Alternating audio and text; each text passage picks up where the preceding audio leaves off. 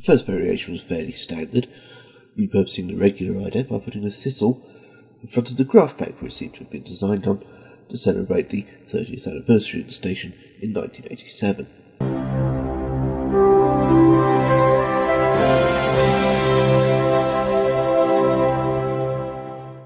The thistle was distinctive enough that it didn't take long for the logo itself to come to mean the station without needing to use any lettering at all. And Scottish embarked on a campaign of recontextualisation, which is lizard speak for putting the thistle in a variety of interesting locales, like this sand sculpture version in 1988.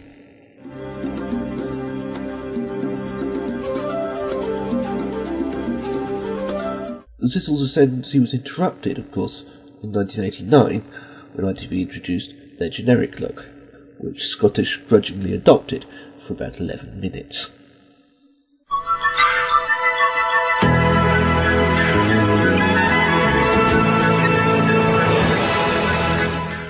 At this point you have to wonder if they're even trying to represent the local station in that little triangle. Scottish certainly weren't impressed and dropped it after only a few months, in favour of a return to the thistle, which we'll see in a moment. Grampian, on the other hand,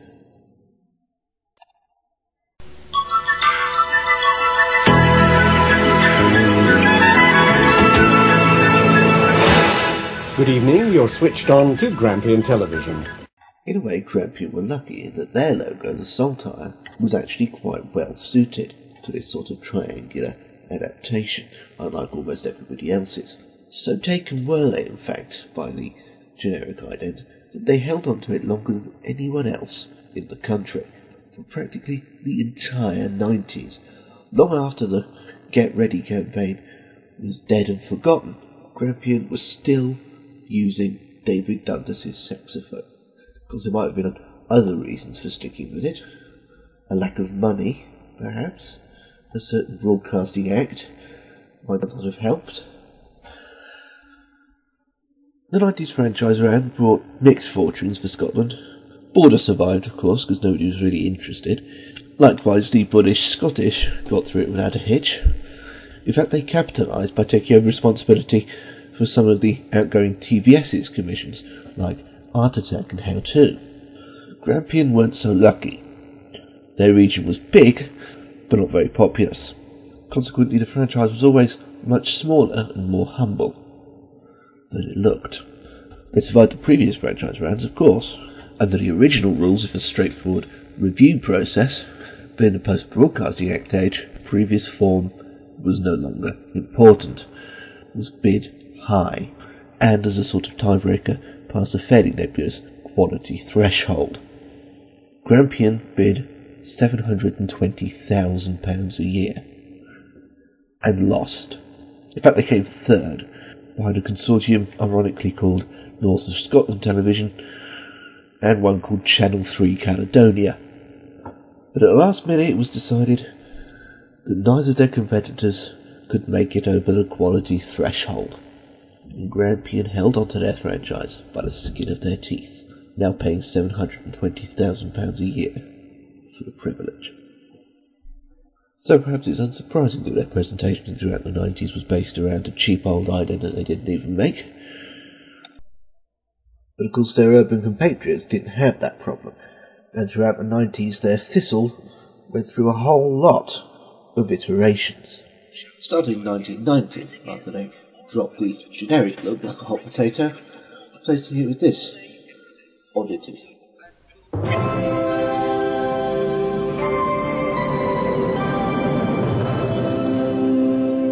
For some mad reason, this ident reminds me of Eastern European animation, only slicker. But by 1990, the whole computer-generated objects trundling around in 3 dimensions was no longer big or clever, and quite what's going on with those tiddlywinks is anybody's guess.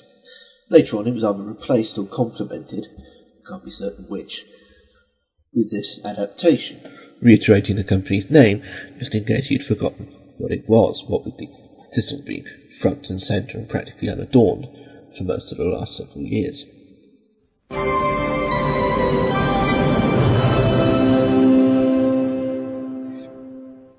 Eventually the discs were phased out altogether in favour of a whole bunch of variations on the Thistle, including this cheap-as-chips postcard ident with no animation whatsoever.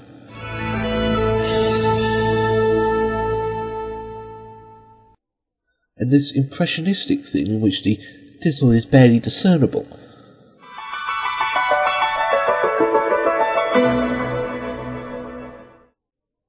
That's the second least authoritative ident I've ever seen. Eventually they settled on a nice traditional ident with a format that wasn't trying to be clever like the discs, and a wavy purple backdrop, as was the style at the time.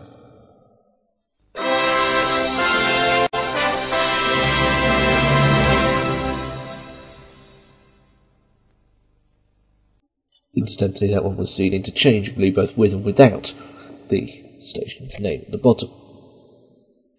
While all that was happening on screen, big things were afoot behind the scenes, as Scottish, like Granada and Carlton before it, began to look into expansion. Starting themselves as Scottish Media Group, SMG, they started with Glaswegian newspapers, which they've since sold off incidentally, and moved on to acquiring the likes of Pearl and Dean, Virgin Radio. Most importantly though, and again just like Granada and Carlton, they bought another franchise. The tottering form of Grampian Television, a small company in a network that no longer had any room for anyone who wasn't going to be a heavyweight, finally fell into the arms of SMG in 1997. Grampian could never have survived the 90s as an independent broadcaster, because the world no longer worked in their favour. The mere existence of someone like Grampian, or, say, West Country or Border, runs contrary to the free market philosophy of targeting as many people and gaining as many customers as possible. You can't do that when you're explicitly aiming for a regional audience.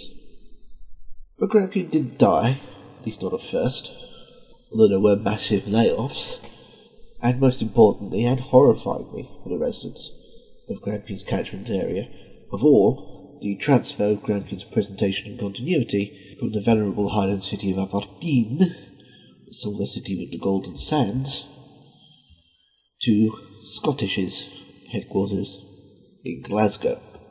Even the ITC got involved at one point, rapping SMG on the knuckles for not doing enough regional programming in their Grampian area. This brave new world was heralded by a new set of idents for the first time since 1989. Finally, after a mind-boggling 10 years, with the increasingly outdated 1989 generic ident, and even considering SMG's takeover, they might very well have stuck with it if ITV hadn't finally changed their logo the same year. In 1999, the Highland Scots got this on their screens instead.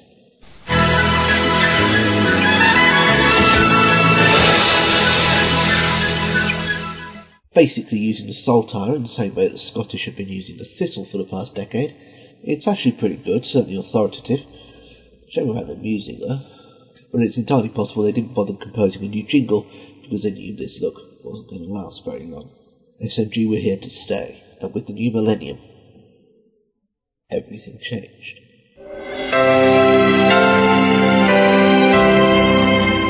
The final incarnation of the Thistle came along in 1997 as a straight adaptation of the 1995 model, with spanglier effects and a new orchestral tune, which to my ears was a marked improvement. Not that it mattered. 3 years later, on the 27th of February 2000, the Thistle faded away from Scottish screens forever. It was the dawn of a whole new identity for Scottish television, and I don't just mean the station of that name.